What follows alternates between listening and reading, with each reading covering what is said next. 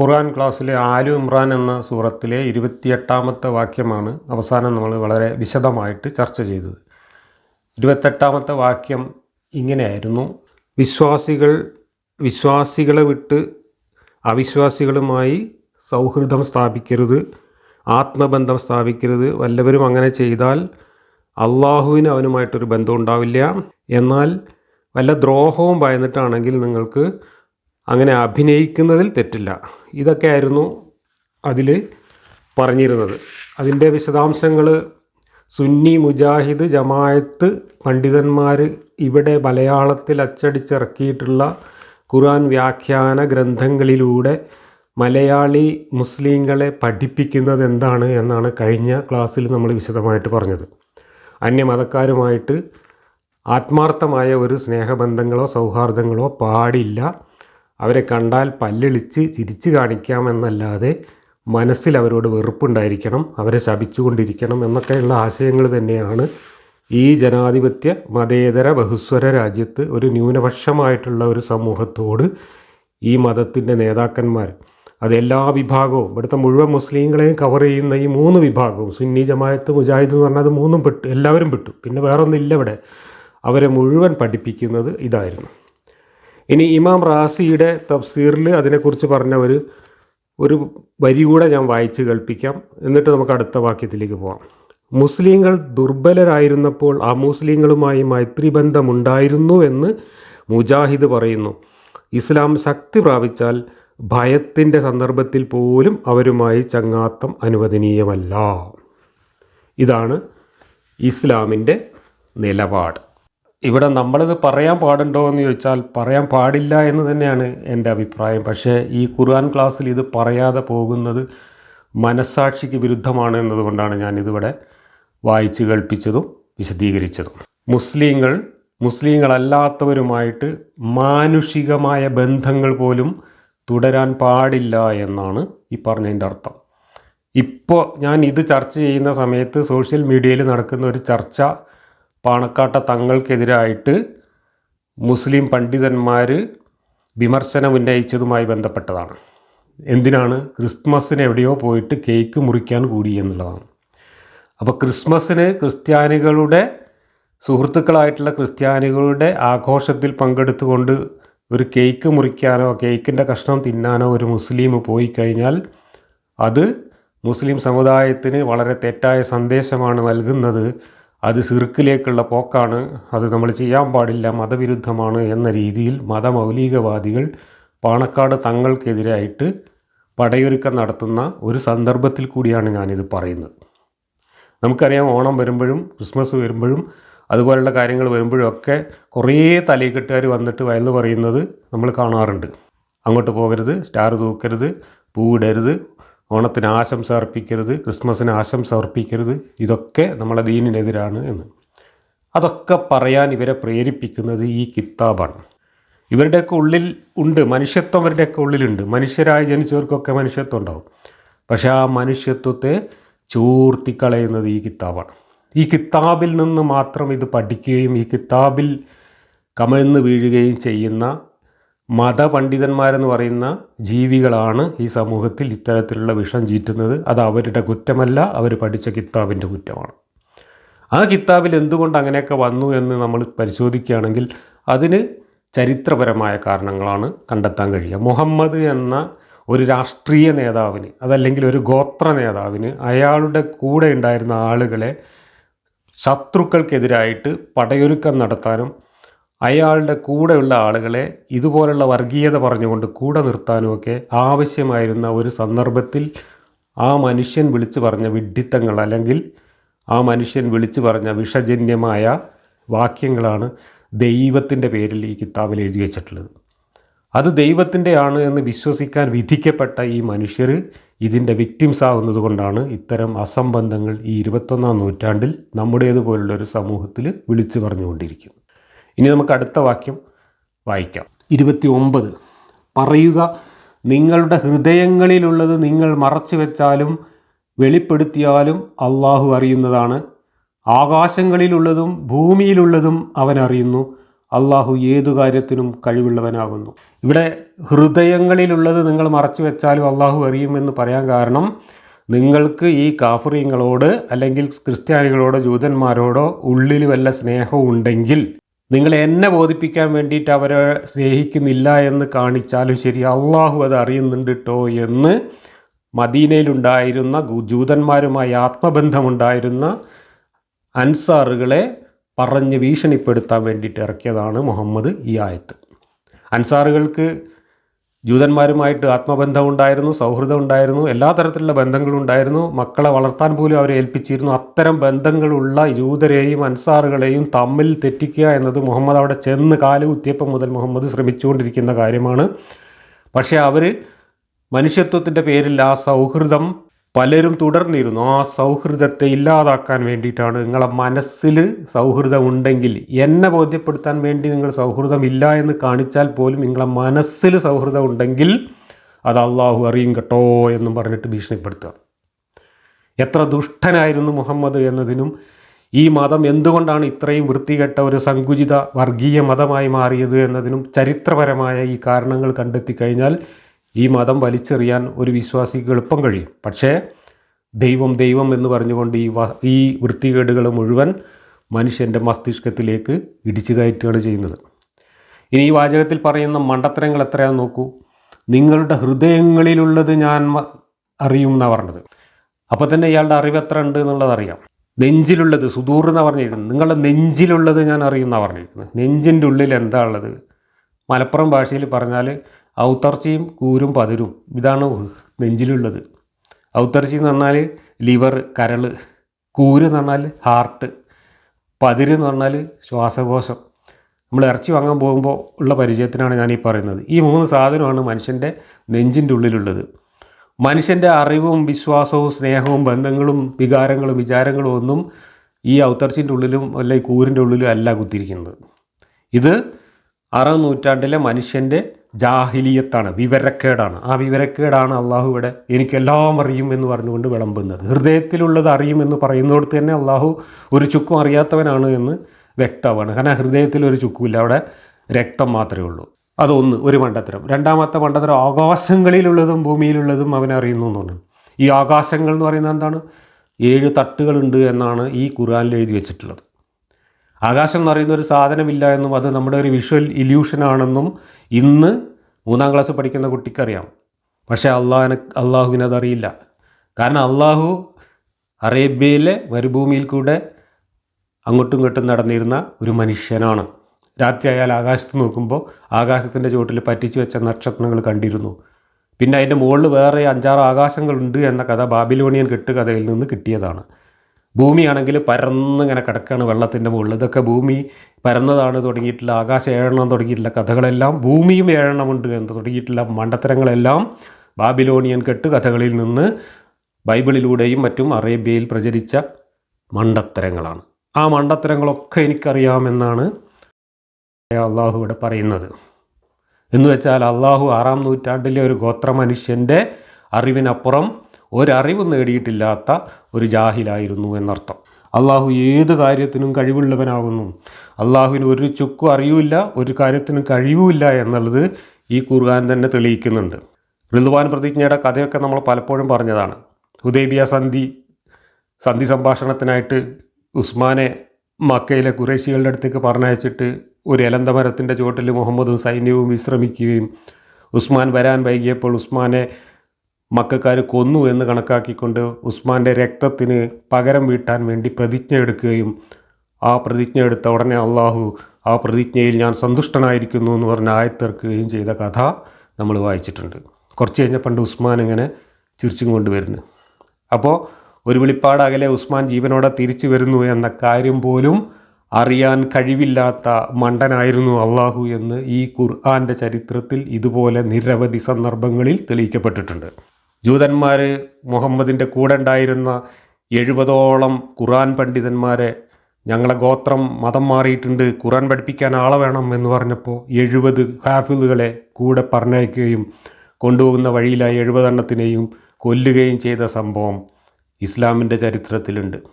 ഇവർ കൂട്ടിക്കൊണ്ടുപോകുന്നത് കൊല്ലാനാണ് എന്ന് ഈ മണ്ടൻ അള്ളാഹു അറിഞ്ഞില്ല. അങ്ങനെ മണ്ടത്തരങ്ങളുടെ ഒരു ഘോഷയാത്ര തന്നെ നിങ്ങൾക്ക് ഈ അള്ളാഹുവിൻ്റെ പേരിൽ ഖുർആനിൽ കാണാൻ കഴിയും. എന്നിട്ട് ആ അള്ളാഹുവാണ് ഇവിടെ വീമ്പ് പറയുന്നത്, നിങ്ങളെ നെഞ്ചിൻ്റെ ഉള്ളിലുള്ളത് എനിക്കറിയാം, ആകാശങ്ങളിലും ഭൂമിയിലുള്ളത് എനിക്കറിയാം, ഞാൻ ഭയങ്കര സംഭവമാണെന്നൊക്കെ. ഇതൊക്കെ മുഹമ്മദൻ ബഡായികൾ എന്നതിനപ്പുറത്ത് യാതൊന്നുമല്ല എന്ന് ഈ ഖുർആൻ തന്നെ തെളിയിച്ചിട്ടുണ്ട്. 30. നന്മയായും തിന്മയായും താൻ പ്രവർത്തിച്ച ഓരോ കാര്യവും ഹാജരാക്കപ്പെട്ടതായി ഓരോ വ്യക്തിയും കണ്ടെത്തുന്ന ദിവസത്തെക്കുറിച്ച്. തൻ്റെയും അതിൻ്റെയും ഇടയിൽ വലിയ ദൂരമുണ്ടായിരുന്നെങ്കിൽ എന്ന് ഓരോ വ്യക്തിയും വന്ന് കൊതിച്ചു പോകും. അള്ളാഹു തന്നെപ്പറ്റി നിങ്ങൾക്ക് താക്കീത് നൽകുന്നു. അള്ളാഹു ദാസന്മാരോട് വളരെ ദയയുള്ളവനാകുന്നു. ഇവിടെ വ്യാഖ്യാനങ്ങളിൽ പറയുന്നത് വിചാരണ ദിവസം, ലോകാവസാനമൊക്കെ കഴിഞ്ഞിട്ട് എല്ലാവരെയും വിചാരണയ്ക്ക് മത്സരയിൽ കൂട്ടിയ സമയത്ത് ഓരോരുത്തരുടെയും കിതാബ് കൊണ്ടുവരും എന്നാണ്. കാരണം നമ്മളെ രണ്ട് തോളിലും രണ്ട് മലക്കുകൾ ഇരുന്നിട്ട് ഒരാൾ നന്മയും ഒരാൾ തിന്മയും കിതാബിൽ എഴുതുന്നുണ്ട് എന്നാണ് കഥ. എന്നിട്ട് ആ രണ്ട് കിതാബും കൂടെ വിചാരണ സമയത്ത് നമ്മുടെ മുമ്പിൽ ഹാജരാക്കും. എന്നിട്ട് നമ്മൾ ആ കിതാബ് മറിച്ച് നോക്കിയിട്ട് അതിൽ നമ്മൾ ചെയ്ത തിന്മകളൊക്കെ വായിച്ചു നോക്കുമ്പോൾ നമുക്ക് ഞാനും ഈ കിതാബും തമ്മിൽ ഒരുപാട് ദൂരം അകലമുണ്ടായിരുന്നെങ്കിൽ, അല്ലെങ്കിൽ ഈ കിതാബിൽ എഴുതി വച്ചിട്ടുള്ള ഈ തിന്മയിൽ നിന്ന് ഞാൻ അകന്നു നിന്നിരുന്നെങ്കിൽ എന്ന് നമ്മൾ അന്നേരം കൊതിച്ചു പോകും എന്നൊക്കെ പറഞ്ഞിട്ടാണ് ഭീഷണി. അള്ളാഹുവിന് ഈ കിതാബിൽ രേഖപ്പെടുത്തുക എന്ന പഴയ ടെക്നോളജി മാത്രമേ അറിയുള്ളൂ. ഇന്നാണെങ്കിൽ ഓരോരുത്തരും ചെയ്ത തിന്മകളൊക്കെ വേണമെങ്കിൽ CCTV ദൃശ്യങ്ങളായിട്ട് നേരിട്ട് കാണിച്ചു കൊടുക്കാം. ഈ വലിയ കിതാബിൻ്റെ ആവശ്യമില്ല. ഇപ്പോൾ ഒരാൾ ജീവിതകാലം മുഴുവൻ ചെയ്ത തെറ്റും ശരിയും കൂടെ എഴുതി വെക്കണമെങ്കിൽ തന്നെ എത്ര വലിയ കിതാബ് വേണ്ടി വരും. ഇതതിൻ്റെ ഒന്നും ആവശ്യമില്ല. ഇന്ന് ചെറിയൊരു ചിപ്പ് ഉണ്ടെങ്കിൽ ഒരാളുടെ ജീവിതകാലം മുഴുവൻ അയാളുടെ ജീവിതത്തിൽ ചെയ്ത എല്ലാ പ്രവൃത്തികളും അവിടെ റെക്കോർഡ് ചെയ്ത് വെച്ചിട്ട് അത് വിഷ്വലായിട്ട് തന്നെ കാണിച്ചു കൊടുക്കാൻ പറ്റും. പക്ഷേ അള്ളാഹുവിന് 6-ാം നൂറ്റാണ്ടിലെ ടെക്നോളജിക്കപ്പുറം ഒരു ടെക്നോളജിയും അറിയാത്തത് കൊണ്ടാണ് അള്ളാഹു ഓരോരുത്തരും തോളിൽ ഈ രണ്ട് മലക്കുകളെ ഇരുത്തിയിട്ട് ഈ കിതാബിൽ എഴുതിക്കുന്നത്. എന്നിട്ട് ആ കിതാബൊക്കെ കൂടെ അവിടെ ലോറി കയറ്റി കൊണ്ടുവരികയാണ് പരലോകത്ത്. എന്നിട്ട് അത് കാണിച്ചു കൊടുത്തിട്ടാണ് ആൾക്കാരെ ബോധ്യപ്പെടുത്തുന്നത് എന്നാണ് പറഞ്ഞത്. അത് കാണുമ്പോൾ നമ്മൾക്ക് സങ്കടം വന്നിട്ട് നമ്മൾ കൊതിച്ചു പോകും എന്നൊക്കെ പറഞ്ഞ് പേടിപ്പിക്കുക. ഇങ്ങനെയൊക്കെ ചെയ്യുന്ന അള്ളാഹു ആത്യന്തിക നീതി നടപ്പിലാക്കാനുള്ള അള്ളാഹു ആണെങ്കിൽ ഈ തിന്മ മുഴുവൻ ആരാണ് സൃഷ്ടിച്ചത്? അള്ളാഹു തന്നെയാണ് എന്ന് ഈ കിതാബിൽ 1-2 വട്ടമല്ല 900 വട്ടം ആവർത്തിച്ചു പറയും. തിന്മ മുഴുവൻ സൃഷ്ടിച്ചത് ഞാനാണ്, വഴി പഴപ്പിക്കുന്നത് ഞാനാണ്, ഇബ്ലീസിനെ പഠിച്ചത് ഞാനാണ്, മനുഷ്യൻ ഉണ്ടാക്കുന്നതിന് മുമ്പ് തന്നെ നരകം ഉണ്ടാക്കി വെച്ചത് ഞാനാണ്, ആ നരകത്തിനോട് എൻ്റെ പള്ള നിറച്ചു തരാമെന്ന് വാഗ്ദാനം ചെയ്തത് ഞാനാണ്, എന്നിട്ട് ആ നരകത്തിൻ്റെ പള്ള നിറക്കാൻ വേണ്ടിയിട്ട് മനുഷ്യന്മാരെ മുഴുവൻ വഴിപഴപ്പിക്കാൻ വേണ്ടി ഇബ്ലീസിനെ കയറി വിട്ടത് ഞാനാണ്, ഒരു നാടകം കളിച്ചിട്ട് ഇബ്ലീസിനെ പറഞ്ഞു വിട്ടതും ഞാനാണ്, ഓരോരുത്തരെയും പഴപ്പിക്കുന്നത് ഞാനാണ് എന്ന് പറഞ്ഞുകൊണ്ട് സകല തിന്മയുടെയും ഉത്തരവാദിത്വം സ്വയം ഏറ്റെടുക്കുന്ന ഒരു അള്ളാഹുവിനെയാണ് നമ്മൾ ഈ ഖുർആനിൽ കാണുന്നത്. അങ്ങനെയാണെങ്കിൽ തിന്മ ചെയ്തതിന് എന്തിനാണ് മനുഷ്യരെ ശിക്ഷിക്കുന്നത്? ആത്യന്തികമായ നീതി നടപ്പിലാവണമെന്നുണ്ടെങ്കിൽ എല്ലാ തിന്മകളുടെയും അടിസ്ഥാന കാരണക്കാരൻ ശിക്ഷിക്കപ്പെടണ്ടേ? അള്ളാഹുവിനെ ശിക്ഷിക്കാൻ അള്ളാഹുവിൻ്റെ വേറൊരു ദൈവം, അള്ളാഹുവിൻ്റെ ഒരു റബ്ബ് വേറെ ഇല്ല എങ്കിൽ പിന്നെ എങ്ങനെയാണ് ആത്യന്തിക നീതി നടപ്പിലാവുക? 31 പറയുക, നിങ്ങൾ അള്ളാഹുവെ സ്നേഹിക്കുന്നുണ്ടെങ്കിൽ എന്നെ നിങ്ങൾ പിന്തുടരുക, എങ്കിൽ അള്ളാഹു നിങ്ങളെ സ്നേഹിക്കുകയും നിങ്ങളുടെ പാപങ്ങൾ പുറത്തു തരികയും ചെയ്യുന്നതാണ്. അള്ളാഹു ഏറെ പൊറുക്കുന്നവനും കരുണാനിധിയും അത്രേ. ഇവിടെ നിന്ന് അങ്ങോട്ട് ഇസ്ലാമിൻ്റെ ഗതി മാറുകയാണ്. മുഹമ്മദിൻ്റെയും അള്ളാഹുവിൻ്റെയും റോള് മാറുകയാണ്.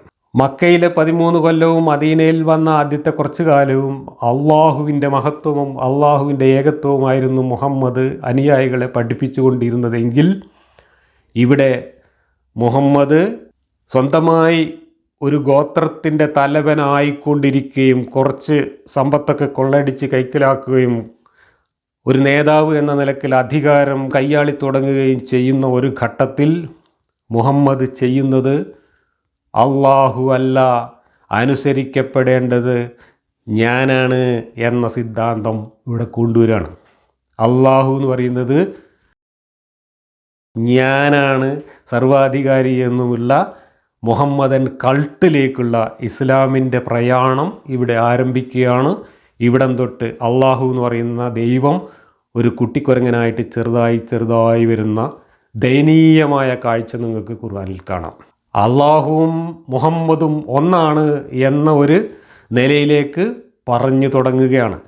അങ്ങനെ പറഞ്ഞു തുടങ്ങിയിട്ട് അവസാനം അള്ളാഹു ഒന്നുമല്ല എന്നും അള്ളാഹുവിൻ്റെ പണി ഈ മുഹമ്മദിന് സലാത്തും ചൊല്ലി നടക്കലാണ് എന്നും പറയുന്നിടത്തേക്ക് ഖുർആനിലെ ദൈവനിന്ദ തരം താഴുന്നുണ്ട്. അതിൻ്റെ തുടക്കമാണ് ഇവിടെ അള്ളാഹുവിനെ അനുസരിക്കാൻ എന്നെ അനുസരിച്ചാൽ മതി എന്ന് അള്ളാഹു പറഞ്ഞിട്ടുണ്ട് എന്നും പറഞ്ഞിട്ടുള്ള ഈ ആയത്തിറക്കൽ. കാരണം മുഹമ്മദിന് ആ സമയത്ത് തോന്നിത്തുടങ്ങി ജൂതന്മാരെ വെറുക്കണമെന്നും ജൂതന്മാരുമായി സൗഹൃദം അവസാനിപ്പിക്കണമെന്നും മറ്റുള്ളവരുമായിട്ട് സൗഹൃദം അവസാനിപ്പിക്കണമെന്നും തുടങ്ങിയിട്ടുള്ള മദീനക്കാർക്ക് സ്വീകാര്യമല്ലാത്ത നിർദ്ദേശങ്ങൾ മുഹമ്മദ് മുന്നോട്ട് വെച്ചപ്പോൾ പലരും അതിനെതിരെയായിട്ട് ശബ്ദിക്കുകയും മുറുമുറുക്കുകയും ചെയ്തു എന്നാണ് ചരിത്രത്തിൽ നമ്മൾ കാണുന്നത്. അപ്പോഴാണ് മുഹമ്മദിൻ്റെ തുരുപ്പ് ചീട്ട് എടുത്ത് പുറത്തേക്ക് വിടുന്നു. എന്നെ അനുസരിച്ചില്ലെങ്കിൽ അള്ളാഹു പൊറുക്കൂല, അള്ളാഹുവിനെ അനുസരിക്കണമെങ്കിൽ ഞാൻ പറയുന്നത് അനുസരിക്കണം എന്ന ധിക്കാരത്തിൻ്റെയും ഏകാധിപത്യത്തിൻ്റെയും സ്വരം മുഹമ്മദിൻ്റെ നാവിലൂടെ പുറത്തേക്ക് വരുന്നതാണ് ഇവിടെ നമ്മൾ കാണുന്നത്. ഇവിടെ ഉബയ്യ് എന്ന് പറയുന്ന അൻസാർ നേതാവ് ആയിരുന്നു മുഹമ്മദിൻ്റെ അക്കാലത്തെ ഏറ്റവും വലിയ ഒരു ശത്രു. ഒരു ഭാഗത്ത് മുഹമ്മദുമായിട്ട് സഖ്യമുണ്ടാക്കിയ ഗോത്രത്തിൻ്റെ നേതാവ് തന്നെയാണെങ്കിൽ പോലും മുഹമ്മദ് പറയുന്ന പല കാര്യങ്ങളോടും അങ്ങേർക്ക് വിയോജിപ്പുണ്ടായിരുന്നു. പ്രത്യേകിച്ച് ജൂതന്മാരുമായിട്ടുള്ള ബന്ധത്തിൻ്റെ കാര്യത്തിലും മറ്റു പല കാര്യങ്ങളിലും മുഹമ്മദിൻ്റെ ഏകാധിപത്യത്തെ ഇദ്ദേഹം ചോദ്യം ചെയ്തിരുന്നു. അങ്ങനെ ഇദ്ദേഹത്തെ മുനാഫിക്ക് എന്ന് പറഞ്ഞുകൊണ്ട് നിരവധി തവണ ഖുർആനിൽ കുറ്റപ്പെടുത്തുന്നുണ്ട്. ഉബയ്യിനെ മുന്നിൽ നിർത്തിക്കൊണ്ട് തന്നെയാണ് മുഹമ്മദ് ഇനി നിങ്ങൾ എന്നെ അനുസരിച്ചാൽ മതി, ഇവനെ അനുസരിക്കേണ്ടതില്ല എന്ന സന്ദേശം മദീനക്കാർക്ക് നൽകുന്നത്. അതാണ് ഇതിൻ്റെ പശ്ചാത്തലം എന്നാണ് പറയുന്നത്. ഇതിൻ്റെ സന്ദർഭമായിട്ട് വാഹിദിയുടെ തഫ്സീറിൽ കൊടുത്തിട്ടുള്ളത്, സബബുൻ നുസൂലായി കൊടുത്തിട്ടുള്ളത് 3 കൂട്ടരെ ഉദ്ദേശിച്ചാണ് എന്നാണ്. 1 മക്കയിലെ മുശ്രിക്കുകൾ, 2 മദീനയിലെ ജൂതന്മാർ, 3 നജറാനിലെ ക്രിസ്ത്യാനികൾ. ഞാൻ പറഞ്ഞല്ലോ 3 കൂട്ടരുടെ മുമ്പിലാണ് മുഹമ്മദ് ആശയപരമായിട്ട് തോറ്റുപോയതെന്ന്. ആ 3 കൂട്ടരുടെയും മുമ്പിൽ തോറ്റുപോയ മുഹമ്മദ് ആ 3 കൂട്ടരെയും ഭീഷണിപ്പെടുത്തുകയാണ്, എന്നെ അനുസരിച്ചില്ലെങ്കിൽ അള്ളാഹു നിങ്ങളെ പിടിച്ച് ശരിയാക്കും എന്നുള്ളത്. ഞാൻ ഇമാം റാസി ഇതിനെക്കുറിച്ച് എഴുതി വച്ചിട്ടുള്ള വാക്യങ്ങൾ വായിക്കാം. ഭീഷണിയുടെയും താക്കീതിൻ്റെയും സ്വരത്തിൽ അവിശ്വാസികളെ വിശ്വാസത്തിലേക്ക് ക്ഷണിച്ച ശേഷം മറ്റൊരു രീതിയിൽ വീണ്ടും അവരെ അഭിസംബോധന ചെയ്യുന്നു. നോക്കൂ, ഒരു ഉളുപ്പുമില്ലാതെ എഴുതി വച്ചിരിക്കുകയാണ്. ഭീഷണിയുടെയും താക്കീതിൻ്റെയും സ്വരത്തിലാണ് അവിശ്വാസികളെ വിശ്വാസത്തിലേക്ക് ക്ഷണിച്ചത് എന്ന്. അവിശ്വാസികളെ വിശ്വാസത്തിലേക്ക് ക്ഷണിക്കേണ്ടത് ആ വിശ്വസിക്കേണ്ട കാര്യം എന്താണ് എന്ന് ലളിതമായിട്ട് അവരെ ബോധ്യപ്പെടുത്തിക്കൊണ്ടായിരിക്കണ്ടേ. ബോധ്യപ്പെടുത്താൻ മുഹമ്മദിൻ്റെ കയ്യിൽ ഒരു ചുക്കുമുണ്ടായിരുന്നില്ല എന്നതുകൊണ്ടാണ് ഭീഷണിയുടെയും താക്കീതിൻ്റെയും സ്വരത്തിൽ മുഹമ്മദിന് വിശ്വാസം അടിച്ചേൽപ്പിക്കേണ്ടി വന്നത്. ഇത് ഞാൻ പറയുന്നതല്ല, ഒരു ഉളുപ്പുമില്ലാതെ ഇസ്ലാമിൻ്റെ പണ്ഡിതന്മാർ തന്നെ എഴുതി വെച്ചതാണ്. ഞങ്ങൾ അള്ളാഹുവിൻ്റെ സന്താനങ്ങളും ഇഷ്ടഭാജനങ്ങളുമാണ് എന്ന് ജൂതന്മാർ പറഞ്ഞ പശ്ചാത്തലത്തിലാണ് ഈ സൂക്തം ഇറങ്ങിയത്. അപ്പോൾ ജൂതന്മാർക്ക് അള്ളാഹുവിനോട് യാതൊരു വിരോധം ഉണ്ടായിരുന്നില്ല. അള്ളാഹുവിൻ്റെ ഇഷ്ടദാസന്മാരാണ് ഞങ്ങൾ എന്നവർ പറഞ്ഞിരുന്നു. അള്ളാഹുവിനെ ഞങ്ങൾ സ്നേഹിക്കുന്നു എന്ന് പറഞ്ഞിരുന്നു. അള്ളാഹുവിനെ ഞങ്ങൾ ആരാധിക്കുന്നു എന്ന് പറഞ്ഞിരുന്നു. അതോടെ മുഹമ്മദിന് അള്ളാഹു അവിടെ വിലപ്പോവില്ല എന്ന് മനസ്സിലായി. അപ്പോൾ മുഹമ്മദ് അള്ളാഹുവിനാണ് വലിച്ചെറിഞ്ഞിട്ട് എന്നെ അനുസരിക്കണം എന്ന പുതിയ സിദ്ധാന്തം അവതരിപ്പിക്കുകയാണ്. മസ്ജിദുൽ ഹറാമിൽ ഖുറൈശികൾ ബിംബങ്ങൾക്ക് സുജൂദ് ചെയ്തുകൊണ്ടിരിക്കുമ്പോൾ നബി അവരോട് പറഞ്ഞു, ഖുറൈശി സമൂഹമേ, ഇബ്രാഹിം നബിയുടെ ചര്യയിൽ നിന്ന് വ്യതിചലിച്ചിരിക്കുന്നു നിങ്ങൾ. അള്ളാഹുവിൻ്റെ കാരുണ്യവും സ്നേഹവും സാമീപ്യവും കരഗതമാക്കാനാണ് ഇവയെ ഞങ്ങൾ ആരാധിക്കുന്നത് എന്നായിരുന്നു അവരുടെ മറുപടി. അതായിരുന്നു സൂക്തത്തിൻ്റെ അവതരണ പശ്ചാത്തലം എന്ന് രണ്ടാമത്തെ സന്ദർഭമായിട്ട് പറയുന്നു. അപ്പോൾ മക്കയിലെ മുശ്രിക്കുകളും അള്ളാഹുവിനെ നിഷേധിച്ചിട്ടില്ല, അള്ളാഹുവിനോടുള്ള സ്നേഹം കുറച്ചിട്ടില്ല, അള്ളാഹുവിനെ ആരാധിക്കുന്നതിൽ നിന്ന് പിന്തിരിഞ്ഞിട്ടുമില്ല. അള്ളാഹു ഉണ്ട് എന്ന് എല്ലാവരും അംഗീകരിച്ചിരുന്നു, അള്ളാഹു ദൈവമാണ് എന്ന് അംഗീകരിച്ചിരുന്നു. അള്ളാഹുവിനെ ആരാധിക്കുന്നതിനും സ്നേഹിക്കുന്നതിനും അവർക്ക് യാതൊരു കുഴപ്പമുണ്ടായിരുന്നില്ല. അവരൊക്കെ നിഷേധിച്ചത് ആരെയാണ്? മുഹമ്മദിൻ്റെ പ്രവാചകത്വം. അത് ഉഡായിപ്പാണ് എന്ന് ഒറ്റ നോട്ടത്തിലെ മക്കൾക്കാർക്കും മനസ്സിലായി, ജൂതന്മാർക്കും മനസ്സിലായി, ക്രിസ്ത്യാനികൾക്കും മനസ്സിലായി. അപ്പോൾ അള്ളാഹു എന്ന ആ മരുന്ന് ഇനി ഇവരുടെ അടുത്ത് വിലപ്പോവില്ല എന്ന് മുഹമ്മദിന് ബോധ്യപ്പെട്ടപ്പോൾ മുഹമ്മദ് അള്ളാഹുവിനെ മെല്ലെ അങ്ങോട്ട് ചാക്ക് കെട്ടി വലിച്ചെറിഞ്ഞിട്ട് ഞാൻ തന്നെയാണ് അള്ളാഹു എന്ന രീതിയിൽ എന്നെ അനുസരിക്കണം എന്ന് ആജ്ഞാപിക്കുകയാണ്. അപ്പോൾ മക്കക്കാർ മുശ്രിക്കുകളും പറഞ്ഞു അള്ളാഹുവിനൊക്കെ ഞങ്ങൾ ആരാധിച്ചോളാം, അള്ളാഹുവിനെ ഞങ്ങൾ സ്നേഹിച്ചോളാം, ആ വടായിയൊക്കെ അവിടെ വെച്ചാളാ, ഈ പ്രവാചകനാണെങ്കിൽ അതിൻ്റെ തെളിവുണ്ട എന്നായിരുന്നു മക്കക്കാർ പറഞ്ഞത്. ഇത് തന്നെയായിരുന്നു ജൂതന്മാരും പറഞ്ഞത്, ഇത് തന്നെയാണ് ക്രിസ്ത്യാനികളും പറഞ്ഞത്. അതിൻ്റെ മുമ്പിൽ മുഹമ്മദ് ഉത്തരം മുട്ടിയപ്പോഴാണ് മുഹമ്മദിൻ്റെ സ്വഭാവം മാറിയത്. ക്രിസ്ത്യാനികൾ പറഞ്ഞു ഞങ്ങൾ മസീഹിനെ ആരാധിക്കുന്നത് അദ്ദേഹത്തോടുള്ള ബഹുമാന പ്രകടനമാണ്, അപ്പോഴായിരുന്നു ഈ സൂക്തം അവതരിച്ചത് എന്ന് മറ്റൊരു റിപ്പോർട്ട്. അപ്പോൾ ഈ സൂക്തം അവതരിച്ചതിന് 3 സന്ദർഭമാണ് സബബുന്നുസൂലായിട്ട് പറഞ്ഞിട്ടുള്ളത്. മക്കയിലെ മുശ്രിക്കുകൾ ഞങ്ങൾ അള്ളാഹുവിനെ ആരാധിക്കുന്നു, അള്ളാഹുവിനെ സ്നേഹിക്കുന്നു, നിൻ്റെ ഉടായ്പ് വേണ്ട എന്ന് പറഞ്ഞു. ആ സന്ദർഭത്തിൽ മദീനയിലെ ജൂതന്മാർ പറഞ്ഞു ഞങ്ങൾക്ക് അള്ളാഹു ഉണ്ട്, ദൈവമുണ്ട്, ഞങ്ങൾ സ്നേഹിക്കുന്നുണ്ട്, ആ ദൈവത്തിന് ഞങ്ങളെ ഇഷ്ടമാണ്, പക്ഷേ നിൻ്റെ ഉടായ്പ് വേണ്ട എന്ന് ജൂതന്മാർ പറഞ്ഞു. മറ്റൊരു സന്ദർഭത്തിൽ ക്രിസ്ത്യാനികൾ വന്നിട്ട് പറഞ്ഞു ഞങ്ങളെ മസീഹിനെ ആരാധിക്കുന്നത് അതിലൂടെ അള്ളാഹുവിനെ ആരാധിക്കാൻ വേണ്ടി തന്നെയാണ്, അള്ളാഹുവിൻ്റെ ബടായിയൊക്കെ അവിടെ വെച്ചാളാ എന്ന് പറഞ്ഞു. അപ്പോഴാണ് ഈ ആയത്തിറങ്ങിയത് എന്ന്. ചുരുക്കി പറഞ്ഞാൽ മുഹമ്മദിൻ്റെ അള്ളാഹു എന്ന ഉടായിപ്പ് ജൂതരുടെ മുമ്പിലും മുശ്രിക്കുകളുടെ മുമ്പിലും ക്രിസ്ത്യാനികളുടെ മുമ്പിലും വിലപ്പോവില്ല എന്ന് ബോധ്യപ്പെട്ടപ്പോൾ അള്ളാഹുവിനെ തൽക്കാലം മാറ്റിവെച്ചിട്ട് എന്നെ ആരാധിച്ചോളൂ, എന്നെ അനുസരിച്ചോളൂ എന്ന മുഹമ്മദിൻ്റെ പുതിയ ഫാസിസ്റ്റ് തിട്ടൂരം ഇറക്കുന്നതിൻ്റെ തുടക്കമാണ് ഈ ആലു ഇമ്രാനിലെ 31-ാമത്തെ ആയത്ത്. ഇനി ഇവിടെ നിന്നങ്ങട്ട് മുഹമ്മദ് സ്വയം അള്ളാഹുവായിട്ട് അള്ളാഹുവിൻ്റെ തലയിൽ കയറിയിരിക്കുന്നതും അള്ളാഹുവിനെ കൊണ്ട് തന്നെ മുഹമ്മദിന് സ്വലാത്ത് ചെല്ലിക്കുന്നതും അള്ളാഹുവിനെ മുഹമ്മദിന് പെണ്ണ് കൂട്ടിക്കൊടുക്കുന്ന ഒരുത്തനാക്കി തരം താഴ്ത്തുന്നതുമൊക്കെ ഈ ഖുർആനിൽ നമുക്ക് കാണാം. അതാണ് മദീനയിലെ അള്ളാഹു. നബി പറഞ്ഞു അള്ളാഹുവിൻ്റെ സ്നേഹിക്കുന്നു എന്ന വാദത്തിൽ നിങ്ങൾ സത്യവാന്മാരാണെങ്കിൽ അവൻ്റെ കൽപ്പനയ്ക്ക് വഴിപ്പെടുക. അള്ളാഹുവിൻ്റെ സ്നേഹം എന്നതിൻ്റെ ഉദ്ദേശ്യം ഐഹികവും മതപരവുമായ നന്മകൾ അള്ളാഹു അടിമക്കായി ഉദ്ദേശിക്കലാണ്. അപ്പോൾ അള്ളാഹുവിൻ്റെ കൽപ്പനകൾ വഴിപ്പെട്ടില്ലെങ്കിൽ അള്ളാഹുവിന് നിങ്ങളെ സ്നേഹമൊന്നും വേണ്ട, കൽപ്പന വഴിപ്പെടുക എന്ന് പറഞ്ഞാൽ അത് എൻ്റെ കൽപ്പന വഴിപ്പെടലാണ് എന്ന തിട്ടൂരമാണ് മുഹമ്മദ് ഇറക്കുന്നത്. ഇവിടുന്ന് അങ്ങോട്ട് ഇസ്ലാമിൻ്റെ വലിയ ഒരു ആശയപരമായ തത്വചിന്താപരമായ പാപ്പരത്വം പൊള്ളത്തരമാണ് വ്യക്തമാകുന്നത്. കാരണം ഇസ്ലാം പറഞ്ഞുകൊണ്ടിരിക്കുന്നതും എന്താണ്? ദൈവം മനുഷ്യർക്ക് എങ്ങനെ ജീവിക്കണം എന്നറിയിക്കാൻ വേണ്ടി സന്ദേശങ്ങൾ കൊടുത്തയക്കുന്നു, മെസ്സേജുകൾ കൊടുത്തയക്കുന്നു. ആ മെസ്സേജുകൾ മനുഷ്യരിൽ എത്തിക്കാനുള്ള പോസ്റ്റ്മാൻമാരോ അഞ്ചൽക്കാരോ മാത്രമാണ് പ്രവാചകന്മാരും മലക്കുകളുമൊക്കെ. അപ്പോൾ ഒരു പ്രവാചകൻ്റെ റോൾ എന്താണ്? ദൈവത്തിൻ്റെ സന്ദേശം ആ പ്രവാചകൻ്റെ കാലത്തുള്ള മനുഷ്യർക്ക് എത്തിച്ചു കൊടുക്കുക. ഒരു പോസ്റ്റ്മാൻ്റെ പണി മാത്രമേ ഒരു പ്രവാചകനുള്ളൂ. പോസ്റ്റ്മാൻ്റെ പണി എന്ന് പറഞ്ഞാൽ പോസ്റ്റ്മാന് കത്ത് കൊണ്ടുവന്ന് കൊടുക്കുക, മെസ്സേജ് കൊണ്ടുവന്ന് കൊടുക്കുക, അല്ലെങ്കിൽ കമ്പി കൊണ്ടുവന്ന് കൊടുക്കുക എന്നുള്ളതാണ്. അതല്ലാതെ ആ കത്തും കൊണ്ട് വന്നിട്ട് പിന്നെ ഈ കത്ത് വായിക്കുന്ന ആൾക്കാരുടെ വീട്ടിൽ കുടുംബത്തിലെ എല്ലാ കാര്യങ്ങളിലും ഇടപെടാനുള്ള യാതൊരു അവകാശവും ഈ പോസ്റ്റ്മാനില്ല. ഇവിടെ അതുപോലെ തന്നെയാണ്. ദൈവത്തിൻ്റെ സന്ദേശം എത്തിക്കാനുള്ള ഒരു മീഡിയേറ്റർ മാത്രമാണ് പ്രവാചകനെങ്കിൽ അയാൾക്ക് ഈ മെസ്സേജ് പറഞ്ഞു കൊടുത്തിട്ട് അയാളുടെ പാട് നോക്കി പോവുകയേ വേണ്ടുള്ളൂ. എന്നാൽ ഇവിടെ മുഹമ്മദ് എന്താ ചെയ്യുന്നത്? മുഹമ്മദ് ചെയ്യുന്നത് പഴയ ഒരു പോസ്റ്റ്മാൻ്റെ കഥയുണ്ട്. നമ്മുടെ നാട്ടിലൊക്കെ തമാശയായിട്ട് പറഞ്ഞിരുന്നൊരു കഥ. പണ്ടത്തെ പോസ്റ്റ്മാന് കത്ത് കൊണ്ടുവന്ന് കൊടുക്കുക മാത്രമല്ല, അക്ഷരാഭ്യാസമില്ലാത്ത ചില ആൾക്കാർക്ക് കത്ത് വായിച്ചു കൊടുക്കുക പോലും ചെയ്യേണ്ടി വന്നിരുന്നു. ഇപ്പോൾ എൻ്റെയൊക്കെ കുട്ടിക്കാലത്ത് പലരും കത്ത് വായിക്കാൻ എൻ്റെ വീട്ടിൽ കൊണ്ടുവരികയായിരുന്നു. കാരണം എൻ്റെ വാപ്പ മാഷായതുകൊണ്ട് വാപ്പക്ക് വായിക്കാൻ അറിയാമല്ലോ.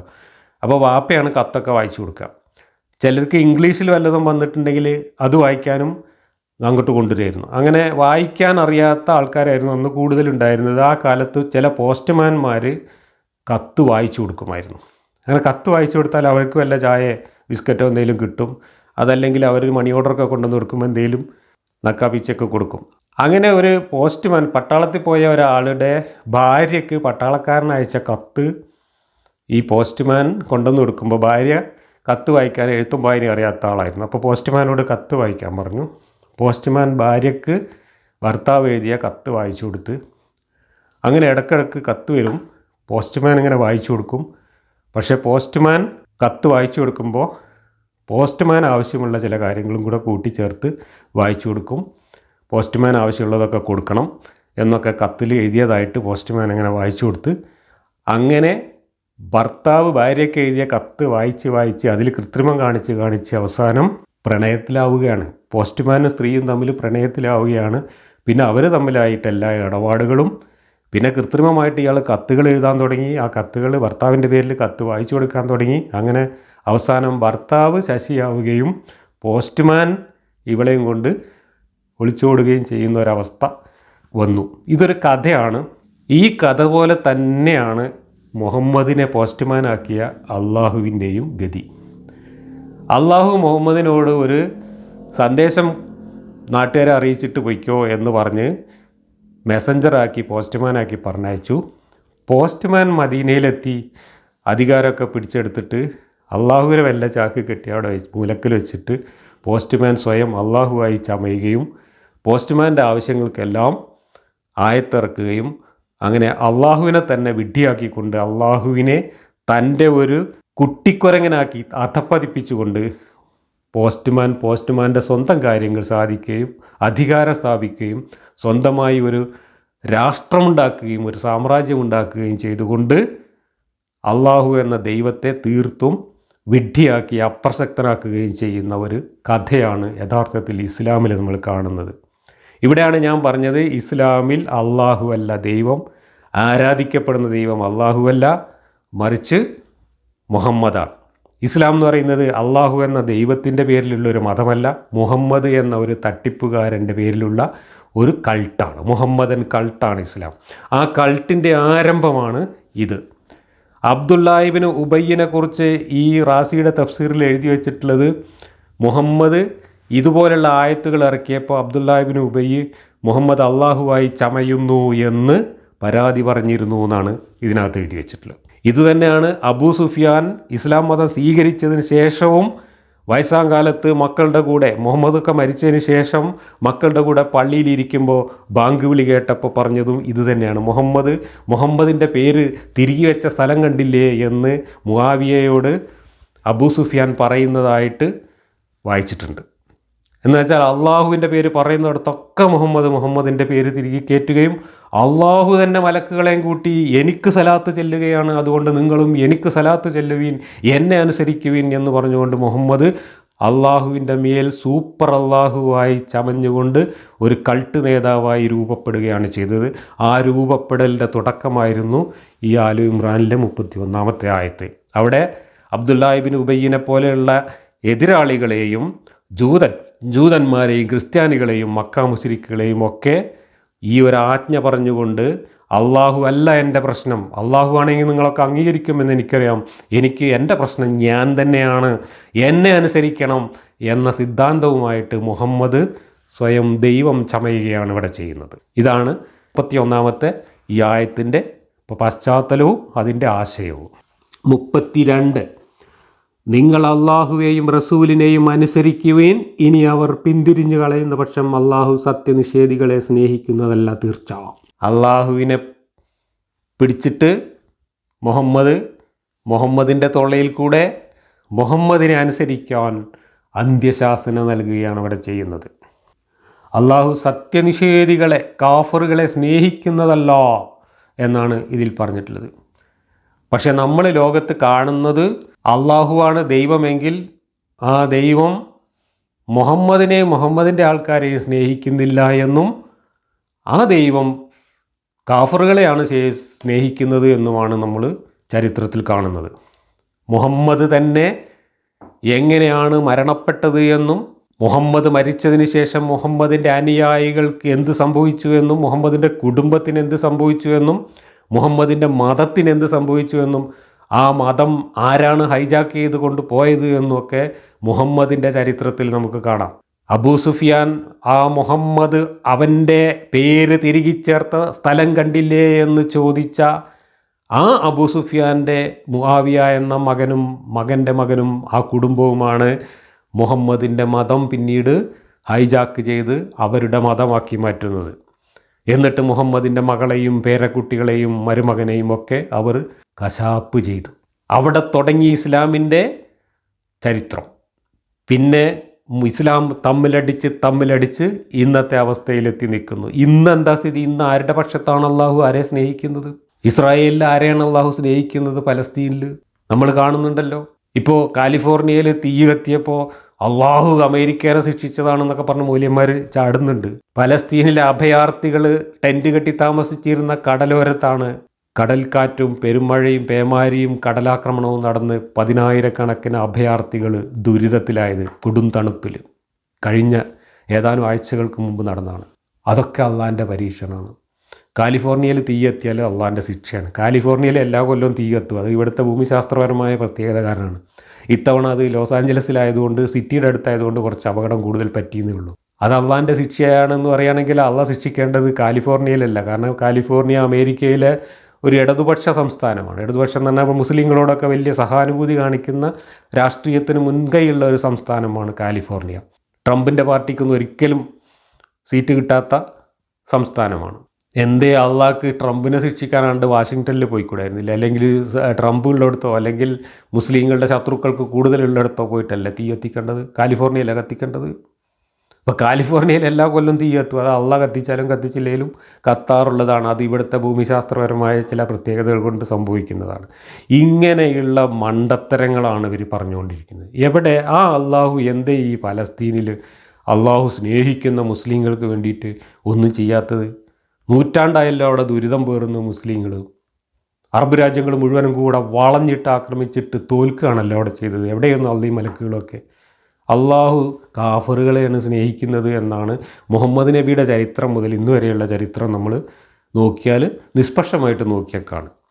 പക്ഷെ ഒരു അന്ധവിശ്വാസിക്ക് എന്ത് കണ്ടാലും അതൊക്കെ തൻ്റെ അന്ധവിശ്വാസത്തിനനുസരിച്ച് വളച്ചൊടിക്കാനും വ്യാഖ്യാനിക്കാനുമുള്ള വൈഭവമുള്ളത് കൊണ്ട് അവനവൻ്റെ ആൾക്കാർക്ക് സംഭവിക്കുന്നതൊക്കെ പരീക്ഷണമെന്നും മറ്റുള്ളവർക്ക് സംഭവിക്കുന്നതൊക്കെ ശിക്ഷ എന്നും വ്യാഖ്യാനിക്കാനുള്ള ഉളുപ്പില്ലായ്മ ഉള്ളത് കൊണ്ടാണ് ഇത്തരം മണ്ടത്തരങ്ങളും പറഞ്ഞ് ഇവർ രംഗത്ത് വരുന്നത്. ഇവിടെ കാഫറുകളെ സ്നേഹിക്കുന്ന ഒരു അള്ളാഹുവിനെയാണ് പ്രകൃതിയിൽ നമ്മൾ കാണുന്നത്.